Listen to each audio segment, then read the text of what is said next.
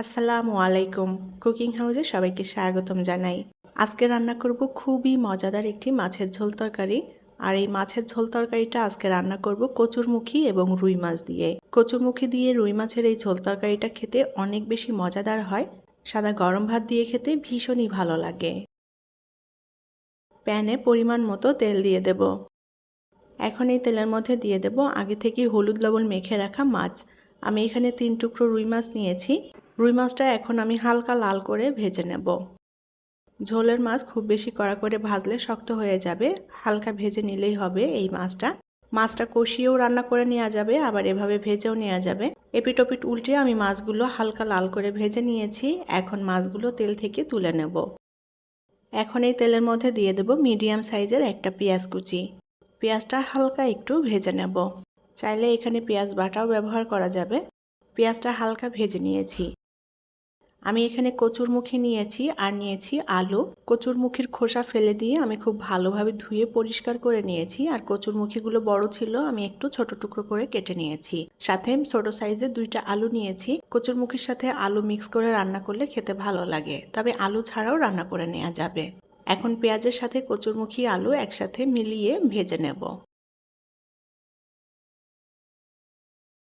3-4 minute কচুরমুখীটা আমি সুন্দর করে ভেজে নিয়েছি পেঁয়াজের সাথে। এখন এর মধ্যে কিছুটা পানি দিয়ে দেব। লবণ দিয়ে দেব পরিমাণ মতো করে। ধনিয়ার গুঁড়া দিয়ে দেব হাফ চা চামচ। শুকনা মরিচের গুঁড়া দিয়ে দেব হাফ চা চামচ।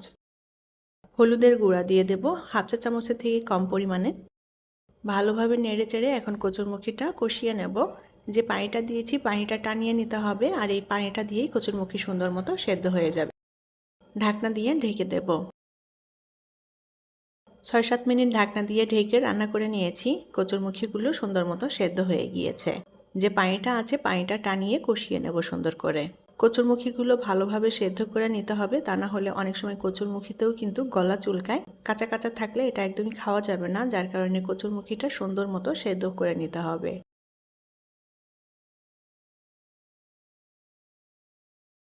কচুরমুখী আমি কষিয়ে নিয়েছি ভালোভাবে। এখন এর মধ্যে পরিমাণ মতো করে ঝোলের পানি দিয়ে দেব। কচুরমুখী অনেকটা ঝোল টেনে নেয়, যার কারণে ঝোলের পানিটা একটু বেশি দিতে হয়। ঝোল ফুটে উঠেছে, এখন এর মধ্যে ভেজে রাখা মাছ দিয়ে দেব। মাছটা দিয়ে আমি আরও কিছুক্ষণ রান্না করে নেব। ঢাকনা দিয়ে ঢেকে দেব। 6-7 মিনিট ঢাকনা দিয়ে ঢেকে রান্না করে নিয়েছি। এখন এর মধ্যে দিয়ে দেব কয়েকটা কাঁচামরিচ, আর দিয়ে দেব হাফ চা চামচের মতো টালা জিরার গুঁড়া। জিরার গুঁড়া নেড়ে চেড়ে ঝোলের সাথে মিলিয়ে নেব। এবার দিয়ে দেব ধনেপাতা কুচি।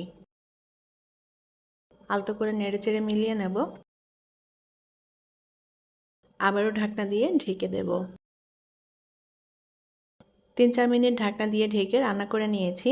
কচুরমুখী দিয়ে রুই মাছের ঝোল তরকারি রান্না করা হয়ে গিয়েছে।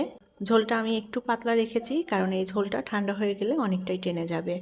এখন তরকারিটা আমি নামিয়ে পরিবেশন করব। কচুরমুখী দিয়ে রুই মাছের এই ঝোল তরকারিটা খেতে খুবই মজাদার এবং টেস্টি হয়। সাদা ভাত দিয়ে খেতে দারুণ লাগে। আশা করছি আমার আজকের কচুরমুখী দিয়ে রুই মাছের ঝোল তরকারি আপনাদের কাছে ভালো লেগেছে। পরবর্তী রেসিপি দেখার আমন্ত্রণ জানিয়ে বিদায় নিচ্ছি। আল্লাহ হাফেজ।